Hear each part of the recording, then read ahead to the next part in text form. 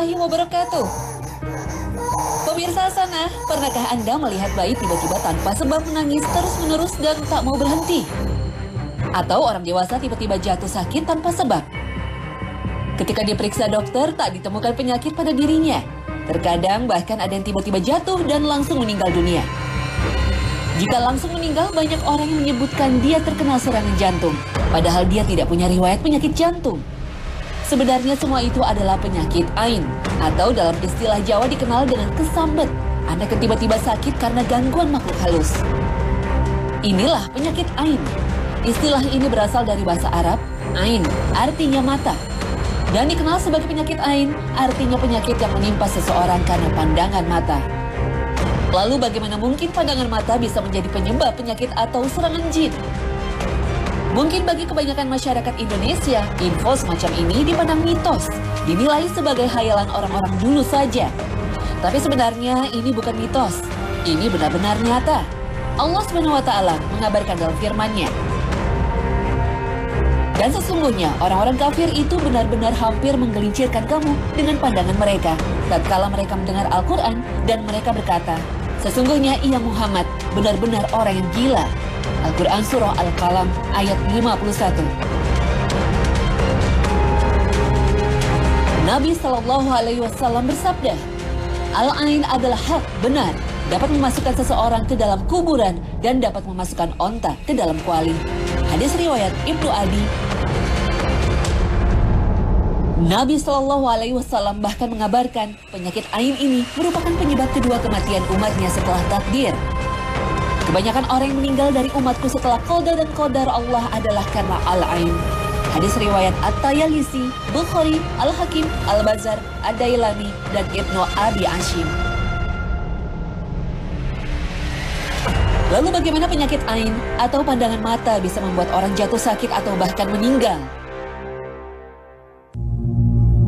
Penyakit ini bisa terjadi dengan mudah dan kita sangat rentan terkena penyakit ini karena hanya bersumber dari pandangan. Misalnya, orang yang dengki atau iri pada orang lain, pandangannya bisa mempengaruhi orang lain itu. Bisa saja tiba-tiba dia jatuh sakit, tapi begitu dicek ke dokter, tidak ada gejala penyakit apa-apa. Tak hanya pandangan dengki dan iri, tapi yang lebih berbahaya dan ini seringkali terjadi tanpa disengaja atau disadari oleh orang yang melakukan adalah misalnya kita takjub atau terpesona pada seseorang, saat itulah kita memuji orang itu. Tampan sekali pria ini, atau ucapan kita saat melihat dia. Badannya atletis sekali, benar-benar sempurna. Ini ucapan pujian saat melihat seseorang, dan ini biasa dilakukan orang. Tapi bisa saja akibatnya luar biasa. Orang yang kita lihat itu bisa jatuh sakit, atau bahkan bisa terpelanting jatuh, bahkan bisa meninggal dunia.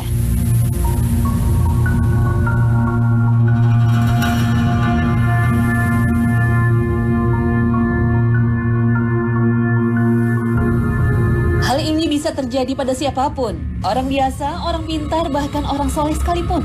Inilah yang terjadi pada sahabat Nabi SAW bernama Sahal. Sahal bin Hunayf bercerita bahwa Amir bin Robi'ah melihat Sahal yang sedang mandi. Melihat tubuh Sahal yang bagus, Amir berkomentar, aku tidak pernah melihat pemandangan seperti hari ini dan tidak pernah kulihat kulit yang tersimpan sebagus ini. Seketika itu, Sahal bin Hunayf langsung jatuh terpelanting. Kemudian Rasulullah SAW mendatangi Amir. Dengan marah beliau berkata, atas dasar apa kalian mau membunuh saudaranya? Mengapa engkau tidak memohonkan keberkahan untuk yang dilihat? Hadis riwayat Ahmad. Kejadian penyakit ain atau penyakit pandangan ini terjadi pada orang dewasa, bahkan orang saleh seperti Sahal bin Hunayf. Artinya penyakit ain atau pandangan ini bisa menimpa siapa saja. Lalu dari mana kita tahu seseorang terkena penyakit ain atau pandangan ini?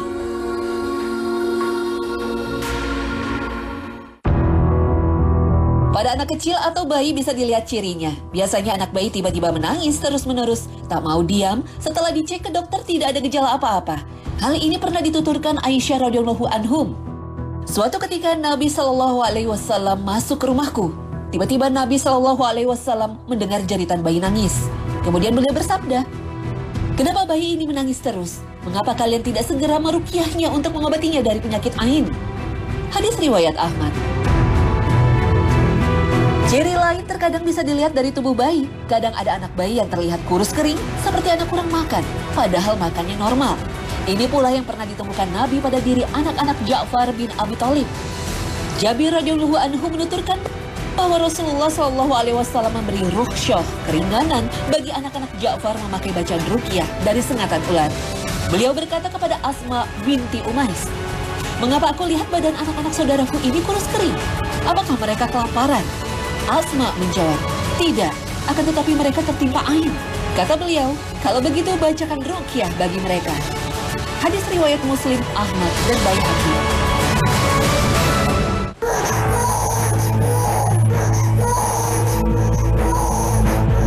Dan hal ini terjadi akibat ain atau pandangan. Biasanya tanpa disadari kita saat melihat anak bayi yang lucu dan mungil serta menggemaskan, spontan terlontar dari mulut kita pujian.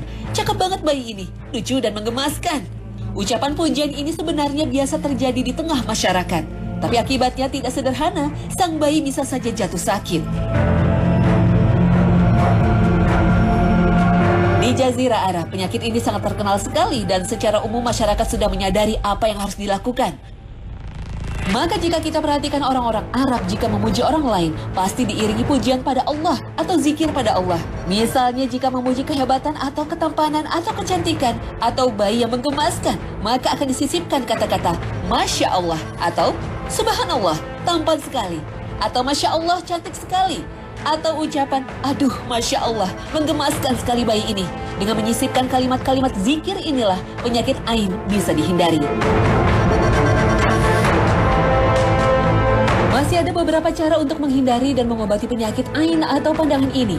Pertama, jika penyebabnya diketahui, misalnya orang yang sakit terkena penyakit ain atau pandangan ini, penyebabnya diketahui maka caranya mudah. Hal inilah yang dilakukan untuk mengobati penyakitnya sahabat Nabi bernama Sahal bin Hunayf yang jatuh terpelanting karena pandangan dan pujian orang bernama Robi'ah. Maka Robi'ah diminta untuk mandi atau berwudu dan air bekasnya disiramkan pada pasien.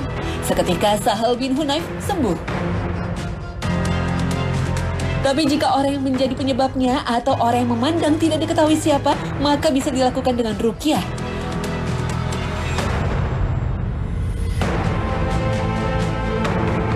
Berdasarkan keterangan dan hadis Nabi SAW, cara pengobatan bisa dengan dibacakan doa ruqyah yang berbunyi,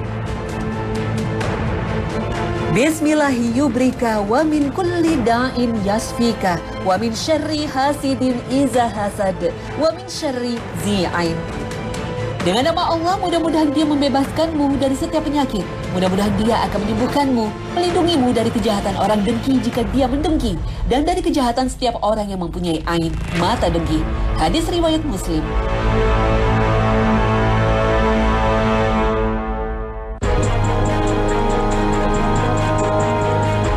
Bisa juga dengan meletakkan telapak tangan di atas kepala si sakit lalu membaca doa, Allahumma rabba an-nasi azibil ba'sah washfi anta asyafi la shifa'a illa shifa'uka shifa'an la yughadiru saqaman.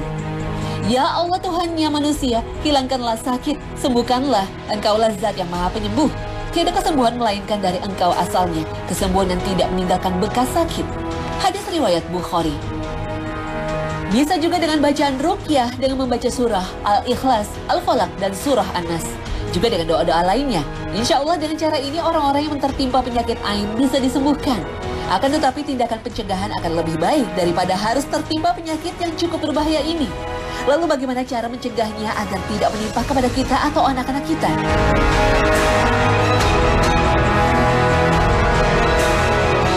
Terpenting untuk kita lakukan adalah mencegah sebelum terjadi. Alhamdulillah, Rasulullah SAW telah mengajarkan pencegahan dari penyakit ain atau pandangan ini dengan rinci. Di antaranya, pertama, sering doakan anak agar terhindar dari ain. Di antara doa yang diajarkan Nabi SAW, jika anak laki-laki dibacakan, U'izuka bikalimatillahi tammah min kulli syaitanin wa hammah wa min kulli ainin mah. Aku memohon perlindungan untukmu dengan kalimat-kalimat Allah yang sempurna dari semua godaan setan dan binatang pengganggu serta dari pandangan mata buruk.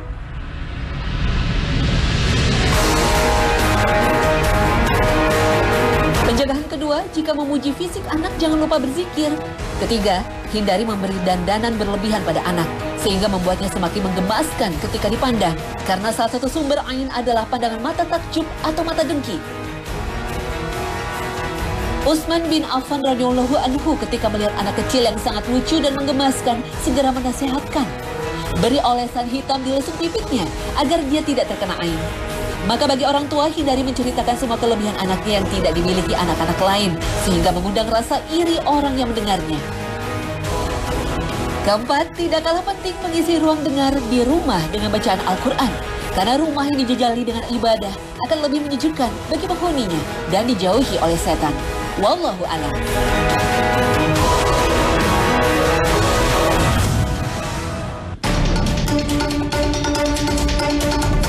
Pemirsa, banyak sekali manfaat zikir yang bisa didapat oleh seorang muslim maupun muslimah. Tapi terkadang ada orang yang rajin zikir siang dan malam, tapi tidak berdampak pada dirinya. Kenapa demikian? Jangan kemana-mana, sesaat lagi Hasanah segera kembali.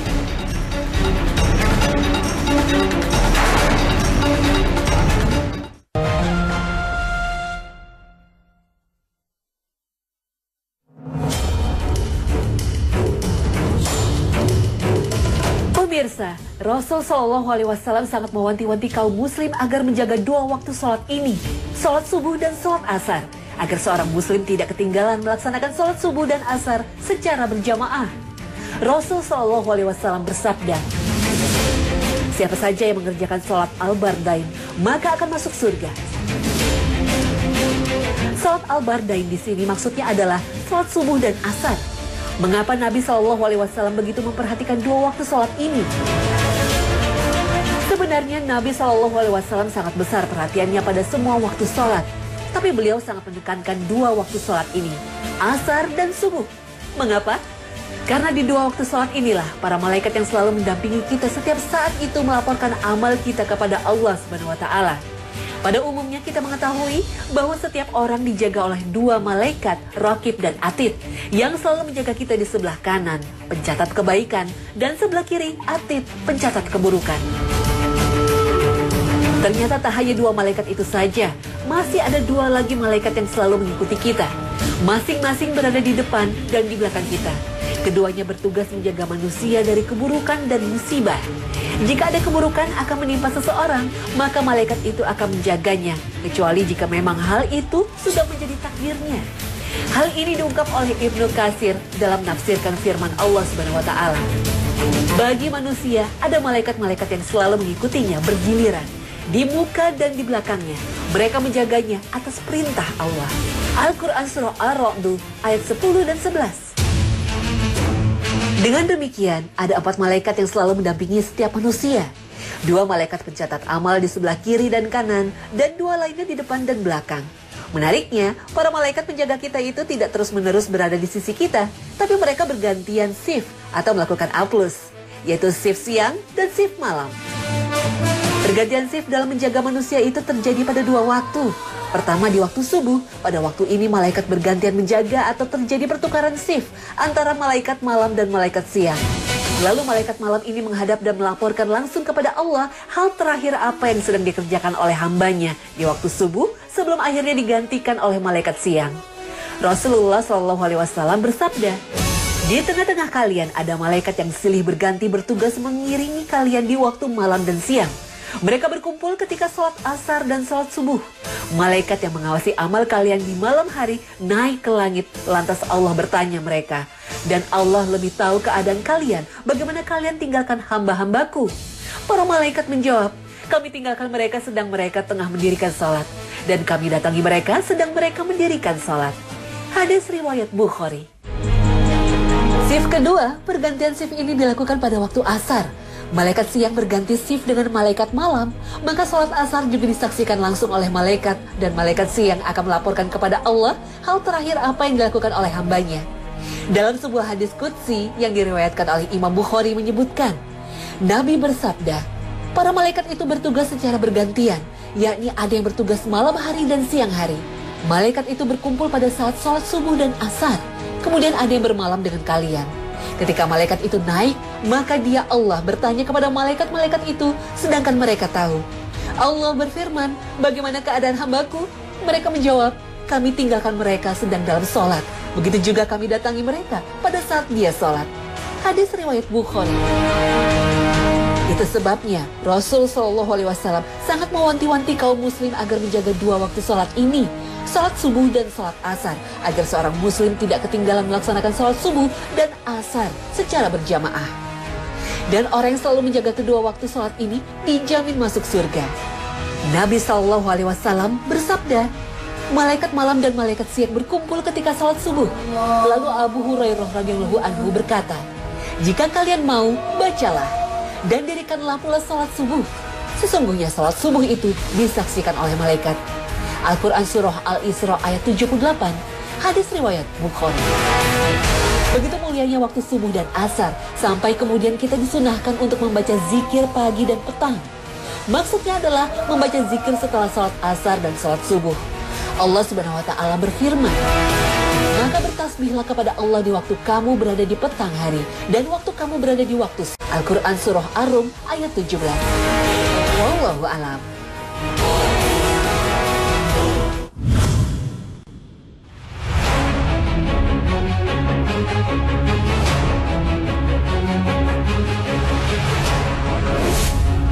Pemirsa Hasanah, bagi seorang anak, laki-laki atau perempuan, orang tua adalah pihak yang paling berhak untuk ditaati. Sementara bagi seorang istri, suami adalah orang yang paling berhak untuk ditaati. Namun masalahnya, bagaimana jika dalam satu waktu, dua-duanya harus ditaati? Misalnya orang tua sedang membutuhkan anaknya yang perempuan, sementara sang anak yang telah menikah juga harus taat pada kemauan suaminya. Suami memiliki hak yang sangat besar atas istrinya. Istri harus taat kepada suaminya, melayani dengan baik dan mendahulukan ketaatan kepadanya daripada kepada orang tua dan saudara-saudara kandungnya sendiri. Bahkan suami menjadi surga dan nerakanya. Allah Ta'ala berfirman, kaum laki-laki itu adalah pemimpin bagi kaum wanita. Oleh karena Allah telah melebihkan sebagian mereka laki-laki atas sebagian yang lain wanita. Dan karena mereka laki-laki telah menafkahkan sebagian dari harta mereka. Al-Quran Surah An-Nisa ayat 34. Diriwayatkan dari Al-Husain bin Mihsan bahwa bibinya pernah datang kepada Nabi SAW karena satu keperluan. Saat sudah selesai, Nabi SAW bertanya kepadanya, apakah kamu punya suami? Ia menjawab, iya. Beliau bertanya lagi, bagaimana sikapmu terhadapnya? Ia menjawab, aku tidak kurangi haknya kecuali apa yang aku tidak mampu. Beliau bersabda, perhatikan sikapmu terhadapnya, karena ia surga dan nerakamu. Hadis riwayat Ahmad dan Al-Hakim. Maksud dari hadis ini adalah, suamimu itu adalah sebab kamu bisa masuk surga jika kamu tunaikan haknya. Dan suamimu itu menjadi sebab kamu masuk neraka jika kamu lalaikan hal itu. Lalu mana lebih didahulukan, taat pada suami atau taat kepada orang tua? Apabila ketaatan kepada suami bertentangan dengan ketaatan kepada orang tua, maka bagi seorang wanita, istri muslimah, wajib mendahulukan ketaatan kepada suaminya. Imam Ahmad menjelaskan tentang wanita yang memiliki suami dan seorang ibu yang sedang sakit. Ketaatan kepada suaminya lebih wajib atas dirinya daripada mengurusi ibunya, kecuali jika suaminya mengizinkannya. Ulama menjelaskan, seorang perempuan jika telah menikah, maka suami lebih berhak terhadap dirinya dibandingkan kedua orang tuanya. Dan mentaati suami itu lebih wajib daripada taat orang tua. Namun jika keduanya bisa ditunaikan secara sempurna dengan izin suaminya, maka itu yang lebih baik. Namun demikian, jika suaminya melarangnya dari mengerjakan apa yang Allah Subhanahu wa Ta'ala perintahkan, atau sebaliknya menyuruh dia mengerjakan perbuatan yang Allah Subhanahu wa Ta'ala larang, maka tidak ada kewajiban baginya untuk taat kepada suaminya dalam perkara tersebut. Karena Nabi SAW bersabda, tidak ada ketaatan kepada makhluk dalam bermaksiat kepada Khalik. Hadis sahih riwayat Imam Ahmad. Pemirsa, ada cara sendiri bagi anak muda muslim untuk menyerap ilmu agama. Lalu seperti apa tren milenial menyerap ilmu agama? Jangan kemana-mana, sesaat lagi Hasanah segera kembali.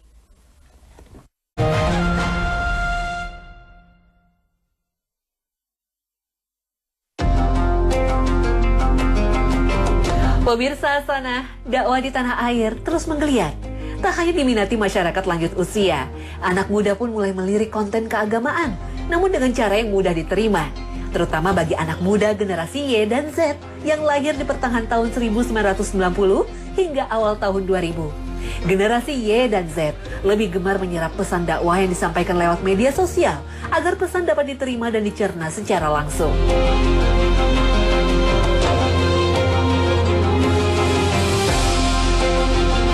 Saat ini masyarakat Indonesia mayoritas menggunakan smartphone dan pengguna aktif internet yang didominasi oleh generasi milenial. Dakwah pun pada akhirnya ikut bertransformasi. Tak hanya berdiri di atas mimbar, para dai dapat memanfaatkan kemudahan akses teknologi yang dapat menjadi peluang untuk menyampaikan nilai dakwah secara masif dan tanpa batas.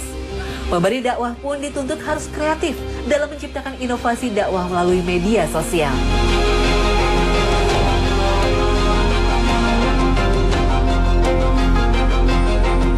Kalau misalnya dakwah milenial itu bagus ya buat anak-anak muda sekarang.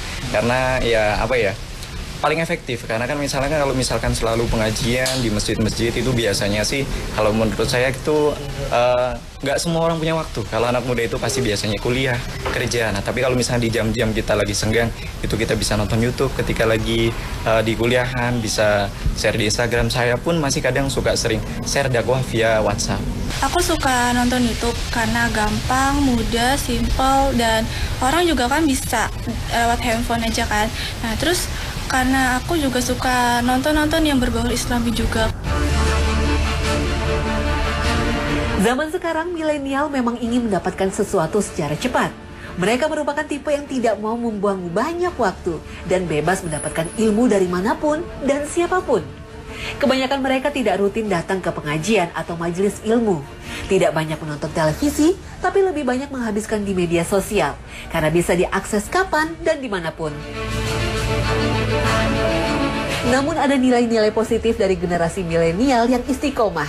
Mulai dari kesadaran lifestyle yang bagus, tetap memegang nilai-nilai Islam dengan teguh, dan prinsip yang masih tetap terjaga.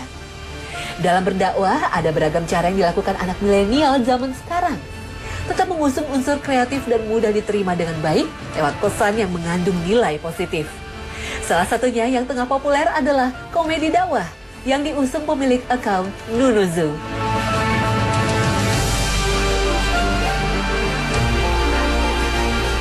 Hah? Apaan sih lu? Sadar gak? Semenjak lo kecanduan game itu, lo tuh jadi lupa sama waktu, lupa sama sekitar, bahkan lupa sama sang pencipta.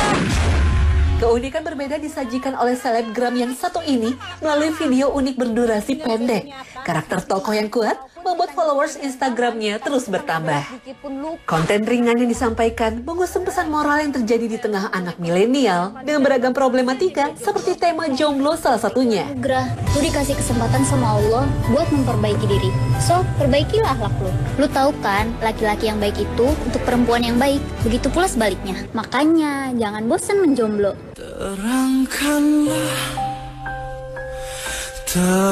Tapi gue juga pengen pacaran sih. Pacaran setelah nikah.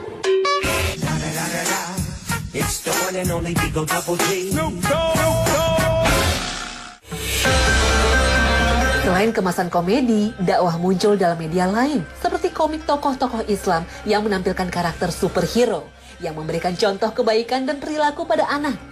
Tak hanya merangsang sensor motorik dan imajinasi saat tumbuh kembang anak, tampilan cerita dari tokoh komik juga bisa menanamkan budi pekerti dan akhlak yang mulia dari pesan cerita yang disampaikan.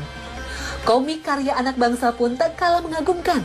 Bukan hanya gambar yang apik, cerita yang dimunculkan tentang pejuang Islam menjadi media dakwah yang dapat dicerna anak milenial dengan baik.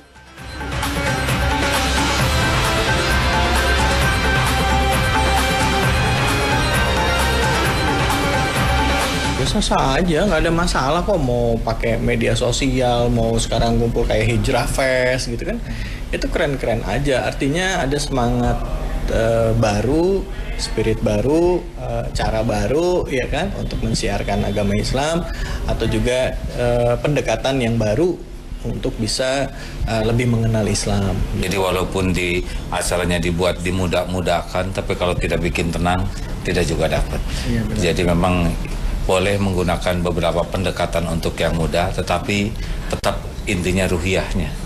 Karena orang itu disentuh hatinya oleh Allah, dan hanya orang-orang yang berusaha tuluslah yang biasanya jadi jalan. Begitulah. Jadi walaupun kemasannya kemasan muda, tetap harus pakai hati. Ya Rasul salam. Lain halnya dengan grup yang menamakan dirinya Alea. Nada menjadi sarana dalam menyebarkan dakwah. Beranggotakan 3 orang personil, mereka mensyiarkan salawat agar lebih akrab bagi umat muslim pada umumnya. Awal terbentuk tahun 2017, bertujuan menanamkan nilai-nilai positif agar bisa tersampaikan ke anak-anak milenial dengan memanfaatkan lagu populer yang lagi tren dan dikemas untuk syair positif. Salawat yang ada diaransemen ke dalam musik genre pop modern dan rap, ditambah alunan electronic dance music.